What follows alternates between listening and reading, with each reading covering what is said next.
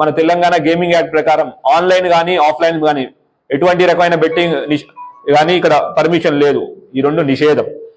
దీంట్లో ఎవరైనా బెట్టింగ్ పెట్టండి, డబ్బులు సంపాదించండి, ఈజీ మనీ రండి అని ఎవరైనా మీకు ప్రోద్బలం చేస్తుంటే వాళ్ళ మీద కూడా కేసులు అవుతాయి, గ్యారంటీ జరుగుతాయి. ఇట్లాంటి ప్రమోటర్స్ కానివ్వండి, లేదంటే ఎవరైతే రన్ చేస్తున్నారో వాళ్ళ మీద గ్యారంటీ కేసులు అవుతాయి, వాళ్ళు పట్టుకోవడం జరుగుతుంది. మీకు అందరికీ తెలుసు, గవర్నమెంట్ దీని మీద చాలా సీరియస్ గా ఉంది. తెలంగాణ పోలీస్ ఇంకా సీరియస్ గా ఉంది. ఆల్రెడీ ఒక ఎస్ఐటి, ఒక ఐజీ ర్యాంక్ ఆఫీసర్ నేతృత్వంలో ఎస్ఐటి కూడా ఒక ఫామ్ చేసింది, స్పెషల్ ఇన్వెస్టిగేషన్ టీమ్. నిజామాబాద్ లో స్పెసిఫిక్ గా ఇటువంటి బెట్టింగ్ రిలేటెడ్ యాప్స్ కానీ బెట్టింగ్ రిలేటెడ్ ఇష్యూస్ కానీ ఉంటే దాని మీద స్పెషల్ ఫోకస్ పెట్టాం.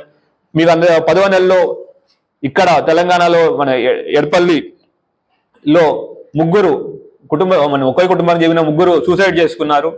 దాన్ని మళ్ళీ మేము సూసైడ్ నుంచి తీసి అబేట్మెంట్ ఆఫ్ సూసైడ్, తర్వాత అటెంప్ట్ మర్డర్ కేసుల కింద తీసుకొచ్చి ఎవరైతే బెట్టింగ్ యాప్లు వాళ్ళు కూడా ఎందుకు అంటే బెట్టింగ్ కూపన్లో పడి వాళ్ళు అప్పులు చేసి వాళ్ళ ప్రాణాన్ని వాళ్ళు తీసుకున్నారు. అట్లానే ఇది కూడా వాళ్ళు ఆ కేసు మళ్ళీ మేము రీఓపెన్ చేయడం జరిగింది. యాప్ ఏవైతే ఉన్నాయో దీని ద్వారా బెట్టింగ్ పెట్టిన దాన్ని కూడా ఐడెంటిఫై చేయడం జరిగింది. యాప్ గురించి మేము ఫైనాన్షియల్ ఇన్వెస్టిగేషన్ ద్వారా ఎవరి దగ్గరికి మనీ వెళ్ళిందో వాళ్ళు కూడా పట్టుకోవడం జరుగుతుంది. అట్లానే మనకి మొన్న ఒక కేసు రూరల్ పోలీస్ స్టేషన్ లో ఒక యువకుడు బెట్టింగ్ లో డబ్బులు పోయినాయని ఆత్మహత్య చేసుకున్నాడు. ఇట్లాగా ఆత్మహత్యలు చేసుకోవడం చాలా కలిసివేస్తుంది. యువత మంచి భవిష్యత్తు ఉన్న యువత, ఎంతో బంగారు భవిష్యత్తు ఉన్న యువత ఈ బెట్టింగ్ వలలో పడి వాళ్ళ ప్రాణాలు పోగొట్టుకుంటున్నారు. ఒకవేళ వాళ్ళు ఎందుకు ఆత్మహత్య చేసుకున్నారని మేము స్టడీ చేస్తే ఏమైందంటే వాళ్ళకి ఇది అవమానం ఫీల్ అయ్యి, లేదంటే ఎవరైనా చిన్న చూపు చేస్తారని ఏదో ఒకటి ఆ భావన వల్ల వాళ్ళు ఆ ఎక్స్ట్రీమ్ స్టెప్స్ కి వెళ్తున్నారు. ప్లీజ్ పోలీస్కి ఇంటిమేట్ చేయండి. ఎటువంటి ఇందాక కేసుల్లో కూడా మేము ఎక్కడ ఎవరైతే విక్టిమ్స్ ఉన్నారో వాళ్ళ పేరు ఎక్కడ డిస్క్లోజ్ చేయట్లేదు. ఫర్ వెరీ మెయిన్ రీజన్ వాళ్ళ యొక్క ఐడెంటిటీని కాపాడాలి.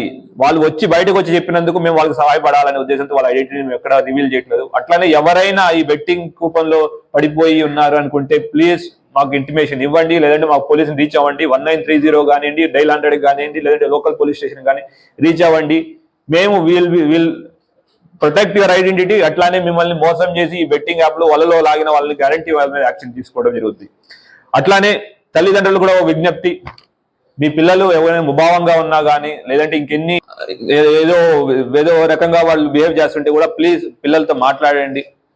ఏంటి ఇబ్బంది కనుక్కోండి. ఒకవేళ ఇట్లాంటి బెట్టింగ్ భూతానికి కానీ, లేదంటే బెట్టింగ్ అనే కాదండి, ఎటువంటి వ్యసనానిలోనైనా మీరు తెలుసుకుని మాకు ఇంటిమేషన్ మీరు తెలుసుకుని మీరు మాట్లాడితే పిల్లలు అటువంటి ఎక్స్ట్రీమ్ స్టెప్స్ కి వెళ్ళరు. సో అది ఒక రిక్వెస్ట్. తర్వాత బెట్టింగ్ అనేది టెర్రరిస్ట్ యాక్టివిటీస్ లాంటిది. బెట్టింగ్ ఎవరైతే ప్రమోట్ చేస్తున్నారో ఎవరైనా కానివ్వండి, వాళ్ళు కూడా సైబర్ టెర్రరిస్టే. వాళ్ళ మీద అంతే స్ట్రిక్ట్ గా మేము యాక్షన్ తీసుకోవడం జరుగుతుంది. మీకు తెలిసి కానీ మీ ఏరియాలో ఎవరైనా బెట్టింగ్ ఆడుతున్నట్టు కానీ ఎటువంటి ఇన్ఫర్మేషన్ ఉన్నా ప్లీజ్ మాకు షేర్ చేయండి. వాళ్ళ మీద స్ట్రిక్ట్ యాక్షన్ తీసుకోవడం జరుగుతుంది.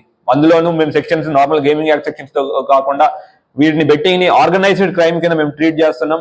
దానికి అనుగుణంగానే సెక్షన్స్ పెట్టడం జరిగింది.